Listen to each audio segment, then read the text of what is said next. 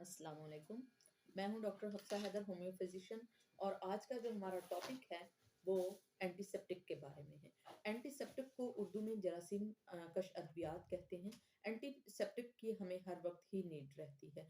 हर वक्त ही कोई ना कोई हमें ज़ख़म रहता है या हर वक्त ही हमें इन्फेक्शन की रोकथाम के लिए इसका बहुत ज़्यादा ज़रूरी है। बहुत सारे होम्योपैथ्स जो हैं ये एक्सक्यूज़ भी करते हैं कि जरासीम कश एंटीसेप्टिक के लिए हमें एलो की तरफ मुड़ना पड़ता है या एलो की तरफ जाना पड़ता है। मगर मैं आपको बता दूं कि होम्योपैथी में बहुत ही अच्छी और इफ़ेक्टिव मेडिसिन है, और आज हम उसी के बारे में ही डिटेल से बयान करेंगे। सबसे पहले तो मैं आपको ये बताऊं कि जो एंटीसेप्टिक होती है वो किस चीज़ के लिए इस्तेमाल होती है। जब भी हमारे जिस्म में कोई कट या ज़ख्म लगता है या हमारे जिस्म के अंदर किसी इन्फेक्शन की ग्रो हो रही होती है या जर्म्स जो हैं वो इन्फेक्ट कर रहे हैं हमारे बॉडी को अंदर से या बाहर से, बैरूनी सतह से या अंदरूनी से, एक्सटर्नल से या इंटरनल से, अगर हमें कहीं इंजरी हो गई है या अगर इन्फेक्शन फैल रहा है, तो वो उस इन्फेक्शन के लिए और म्यूकस मेम्ब्रेन तक जाने के लिए जो जर्म्स रेडी बैठे होते हैं उसको रोकती है या उनको उन जर्म्स को किल करती है। उसको जरासीम कश अद्वियात कहते हैं। जैसे कि हमारे यहाँ डायबिटिक पेशेंट जो होता है उसको बहुत जल्दी ज़ख्म हो जाते हैं और ज़ख्म होते रहते हैं। तो उसके लिए ये बहुत ही ज़्यादा इफ़ेक्टिव मेडिसिन हमारे पास होती हैं। सो आज उसके बारे में हम डिटेल करेंगे। सबसे पहले जो मेडिसिन है हमारे पास उसका नाम है कैलेंडुला। कैलेंडुला जो है वो बहुत ही अच्छी मेडिसिन है। अगर आपको कहीं ज़ख्म हो गया है और वो ज़ख्म जो है वो बिगड़ गया है तो उसके लिए हम कैलेंडुला जो है क्यू लेंगे और एक पानी में डाल देंगे। 1 लीटर पानी लेंगे, उसके अंदर डाल देंगे और एक ढक्कन उसमें क्यू का डालेंगे और फिर उस पेशेंट के ज़ख्म को उससे साफ कर देंगे और बैरूनी सतह पर हम उस कैलेंडुला की क्रीम लगाएंगे और साथ में हम उसे पीने के लिए भी देंगे, तो वो पेशेंट बहुत जल्दी से ठीक हो जाएगा।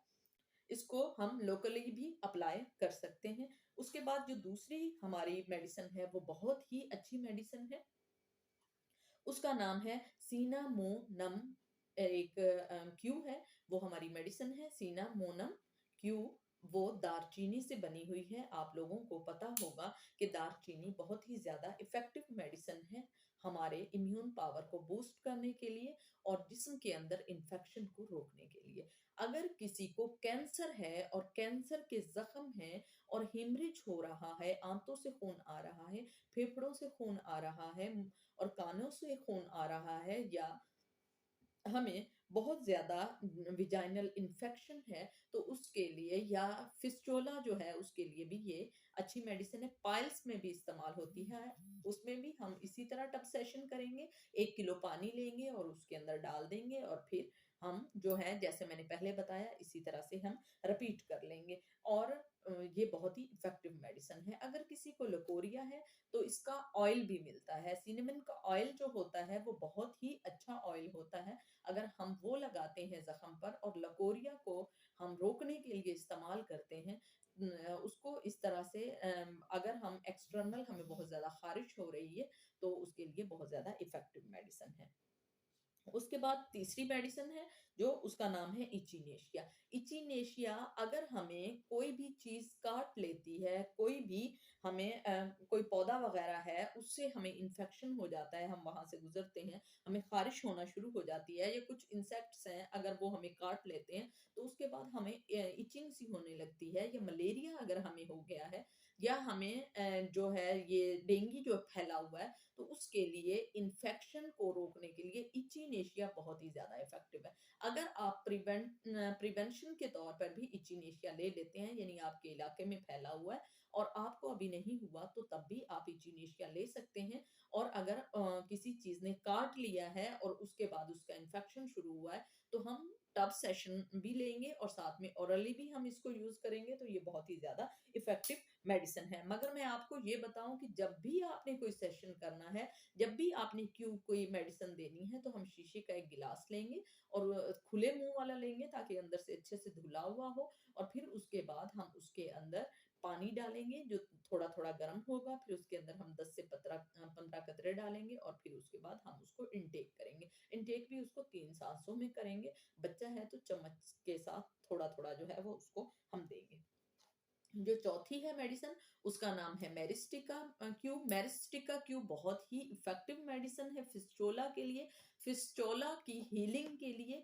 और खास तौर पर हमें जब बड़े बड़े कार्बंकल्स होते हैं, बड़े बड़े फोड़े, बदबूदार फोड़े होते हैं और फिस्टोला की बहुत इरिटेशन होती है, तो उसमें हम उसका टब सेशन करेंगे और साथ में ओरली हम उसको लेंगे।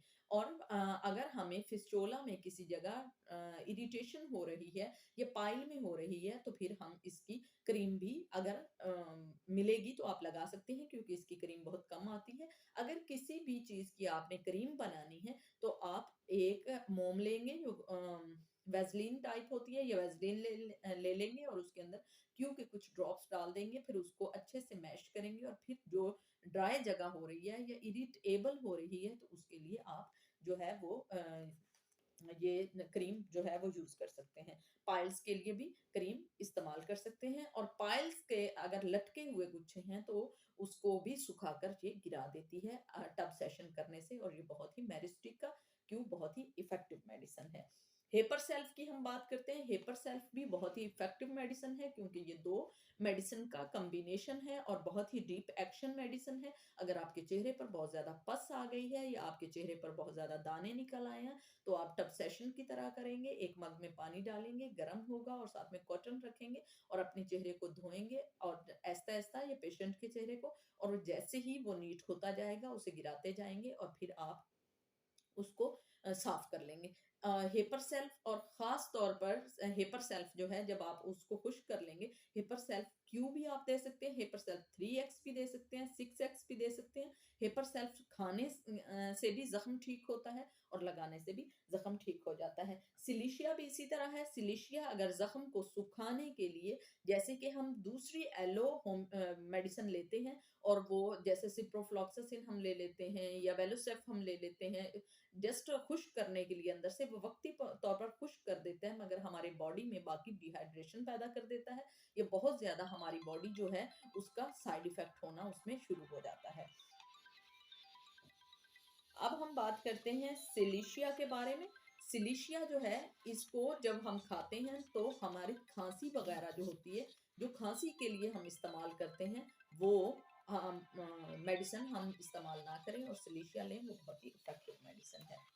हम बात कर रहे थे सातवीं मेडिसिन की। सातवीं मेडिसिन जो है वो एसाफेटिडा है, जो कि हींग से बनी हुई है। और आपको अंदाजा होगा कि हींग जो है वो बहुत ही ज्यादा इफेक्टिव मेडिसिन है जरासीम कश अद्वियात के तौर पर, हीलिंग के तौर पर, हमारे अंदर जितने भी जम्स होते हैं उसके तौर पर, और हमारे टाइटनेस अगर हमारी बॉडी के अंदर कम होती है उसके तौर पर, या हमारे अंदर जो इम्यून पावर है एंटीबॉडीज बनाने के लिए बहुत ही ज्यादा इफेक्टिव मेडिसिन है।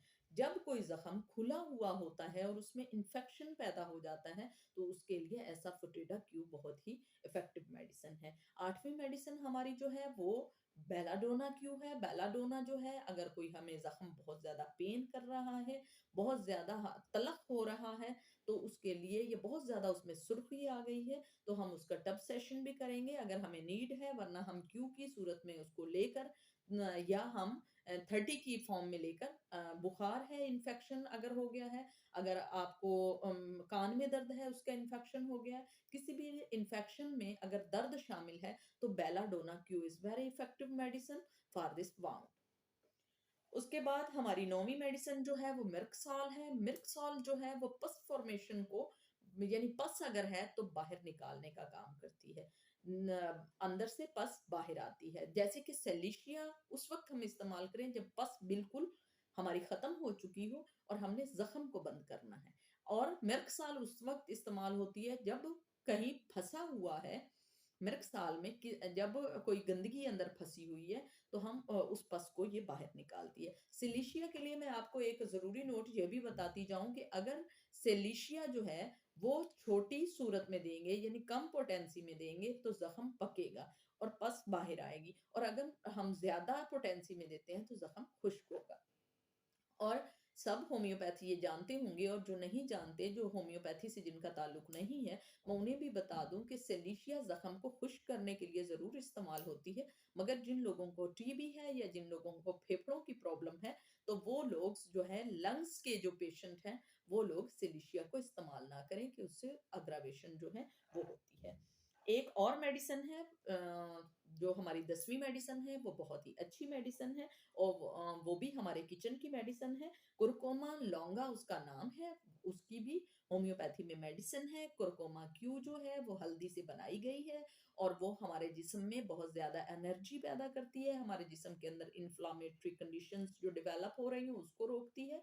या अगर जिस्म के अंदर पहले से इन्फ्लामेशन हो, या लेडीज से रेलिवेंट कोई प्रॉब्लम हो, जैसे कि हमें ओवरीज में अगर सूजन मिलती है, या हमें विजाइनल कोई इन्फ्लामेशन मिलती है, या अगर हमें आँखें सूजी रहती हैं, या हमारे दाँतों में पायरिया हो रहा है, या हमारे कानों में भिनभिनाहट होती है, या हमारे सर में चक्कर आते हैं, इस तरह के कोई भी सिम्पटम है, तो वो ठीक करती है।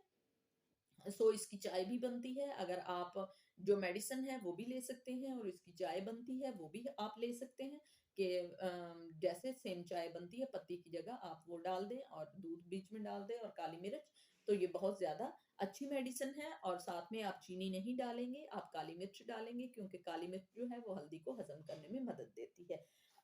ये हमारे और आर्निका जो है वो भी हमारी बहुत ही अच्छी एंटीसेप्टिक मेडिसिन है। अगर आपको ज़ख्म हो गया है, कट लगा है, फिर तो हम आर्निका नहीं इस्तेमाल करेंगे। मगर कट जो है वो पस फॉर्मेशन में जा रहा है और ब्लूइश हो गया है, नीला सा हो गया है, या किसी ज़हरीले जानवर ने काटा है और वहाँ नील सा पड़ गया है, तो उसके लिए arnica Q is very good medicine as a antiseptic. ये प्योर एंटीसेप्टिक मेडिसिन है जिसके बारे में मैंने बताया। अब मैं आपको ये बताऊँ कि ये चीज़ें तो वो थी कि हमने एलोपैथी से खुद को जान छुड़वाने के लिए हमने होम्योपैथी का सहारा लिया, और उसमें ये ज़ख्म को ख़त्म कर देंगे, ठीक हो जाएगा। मगर हमने नेक्स्ट टाइम के लिए जिस्म को कैसे बचाना है, और अद्वियात भी जो है, चाहे होमियो है, चाहे एलो है, हमने उसका सहारा नहीं लेना। तो उसका सबसे अच्छा सोर्स जो होता है वो सीज़नल फ्रूट और सीज़नल जो हमारी वेज्स होती हैं, हमारी मौसमी सब्जियाँ और मौसमी जो फल होते हैं, वो हमें हर किस्म के इन्फेक्शन से बचाते हैं। जितनी भी मौसमी सब्जियां हैं वो हमारे लिए अल्लाह ने पैदा की हैं, सो हमें वो खानी चाहिए, और हमें जो फल हैं वो भी खाने चाहिए। तो उसकी वजह से जो वायरल्स होते हैं वो भी कम होते हैं, और जितनी भी बीमारियां चाहे स्टमक से रिलेटेड होती हैं, या हमें लीवर से रेलिवेंट होती हैं, या जो इंटेस्टाइन में जाकर बीमारियां जो हैं वो रहती हैं, वो सिर्फ और सिर्फ डिसेंट्री लाइफ है और हमारा जंक फूड खाना है। सो अगर किसी को ये वीडियो पसंद आई हो तो प्लीज़ आप इसको लाइक कीजिएगा, शेयर कीजिएगा और सब्सक्राइब कीजिएगा। ओके, अल्लाह हाफ़िज़।